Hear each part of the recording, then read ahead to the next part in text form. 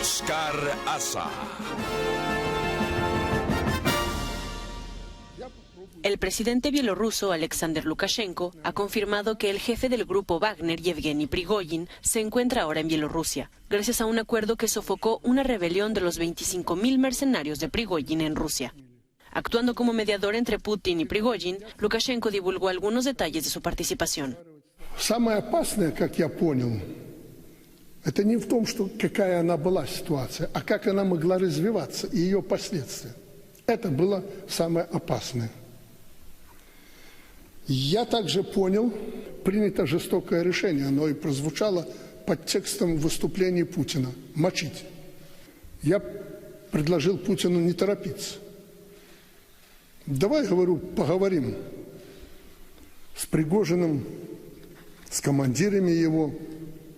A pesar del escepticismo inicial de Putin, Lukashenko consiguió convencer a Prigozhin de que retirara sus fuerzas cuando se encontraban a tan solo 200 kilómetros de Moscú. Mientras tanto, en Moscú, Vladimir Putin dirigió una solemne ceremonia de homenaje a las Fuerzas Armadas rusas por haber evitado una guerra civil. También rindió homenaje a los pilotos militares cuyos aviones fueron derribados durante la rebelión. Más tarde, Putin reveló que el gobierno había financiado íntegramente al grupo Wagner, destinando 86.000 millones de rublos a la financiación de los combatientes. Además, el grupo Concord de Prigozhin consiguió un contrato de 80.000 millones de rublos para suministrar alimentos a los militares.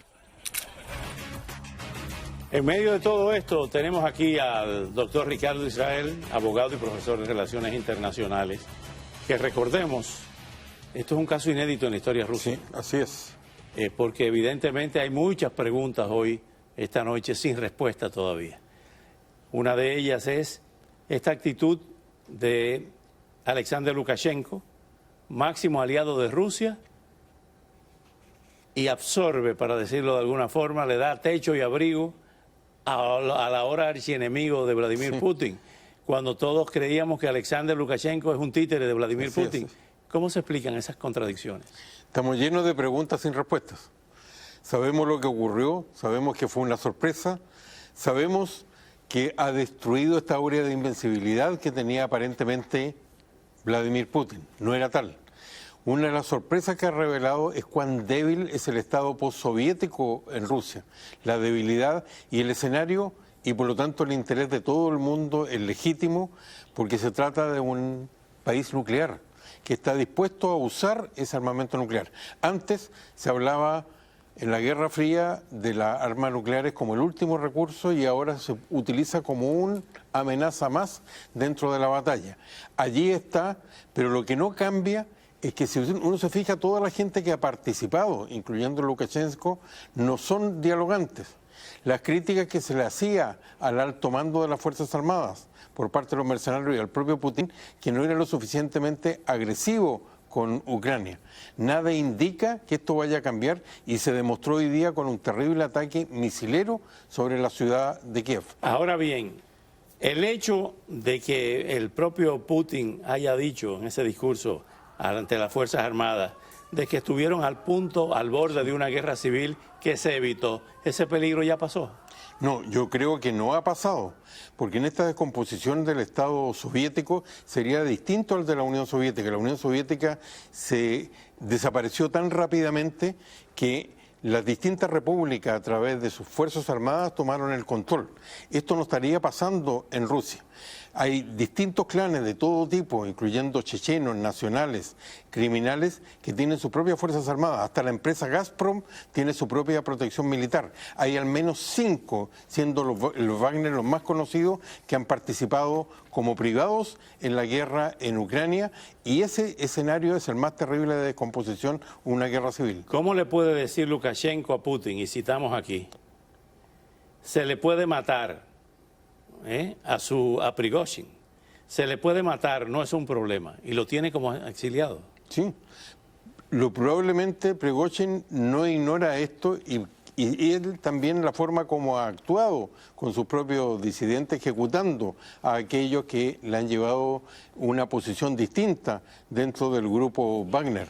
Recordemos que una de las características de esa parte del mundo es la forma brutal con la cual siempre se ha ejercido el poder, y la trayectoria de Putin ha estado jalonada por la forma en que él ha tratado de asesinar a algunos de los disidentes, incluso en países como Gran Bretaña más de alguna vez. Ahora bien, el Ministerio de Defensa ruso, que es el archienemigo de Prigozhin, anunció que le quitará al grupo Wagner todo el armamento pesado. Pero quienes están peleando en Ucrania es el grupo Wagner fundamentalmente. Entonces, si le quitan el armamento pesado, ¿va a duplicar o va a incentivar o va a incrementar la presencia rusa en Ucrania o se van? Al mismo tiempo, si usted se fija, se ha dado una situación en la cual, si uno lo mira, esto es parte de la gran historia rusa, esa que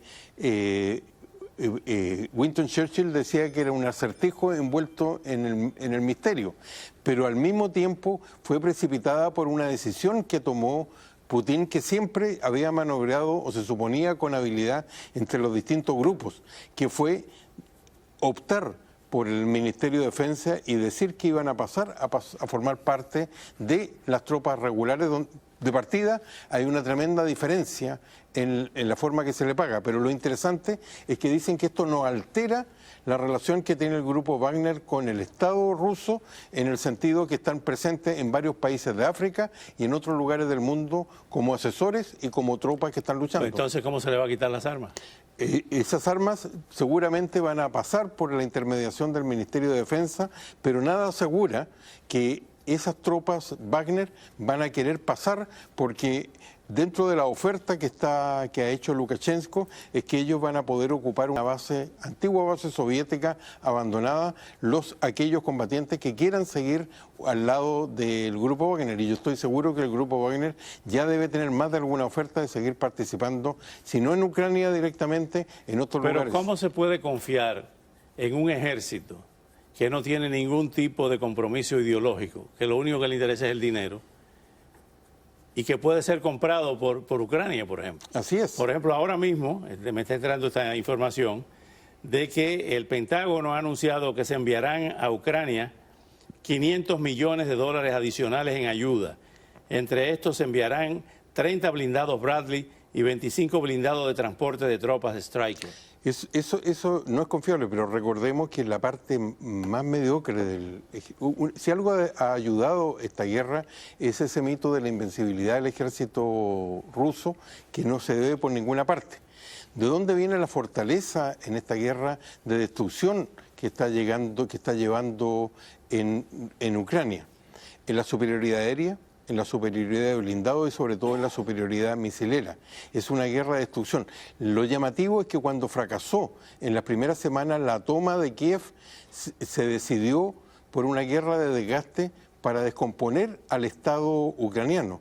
Pero lo que esto está demostrando en estos días es que se descompuso ante el poder del Kremlin que el Estado ucraniano. Es impresionante. Puede caer primero Putin que el presidente de Ucrania. Aunque caiga Putin, lo que yo sigo convencido es que cualquiera de las alternativas del minuto, que nunca ha existido una alternativa democrática o liberal, va a ser quizás aún más duro, y nada indica que todos los que participaron en uno y otro lado en esta virtual guerra civil tengan una posición distinta, que no sea toda esta ideología de la madre Rusia y el predominio de Rusia y la idea de hacer desaparecer la independencia de Ucrania. ¿Qué hace el militar más importante de Cuba en estos momentos aterrizando en Moscú, Álvaro López Miera? Yo creo que esto es una rehabilitación de una relación que tuvo en alguna oportunidad, y probablemente esto va a ser una nueva fuente de ingreso, al igual que los médicos, para la dictadura cubana, y una necesidad de tener estos combatientes por parte de Rusia. Recordemos que en la época de la Unión Soviética las tropas cubanas también fueron utilizadas como tropa de avance en África. Pero los años, los tiempos, las épocas han cambiado. ¿Se pone en peligro la seguridad de la dictadura cubana si participan en esa guerra, de que haya agresiones contra Cuba directamente? Yo pienso que sí. Yo pienso que sí, porque estaría enviando a la fortaleza que todavía mantiene en la represión y en la dictadura, pero creo que la necesidad de dinero y de protagonismo mayor y de tener una mayor cercanía con Rusia ahora es mayor.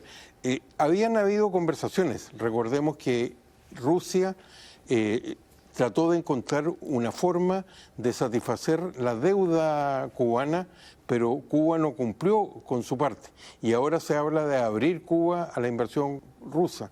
Por lo tanto, hay una necesidad de Cuba para seguir satisfaciendo a Rusia.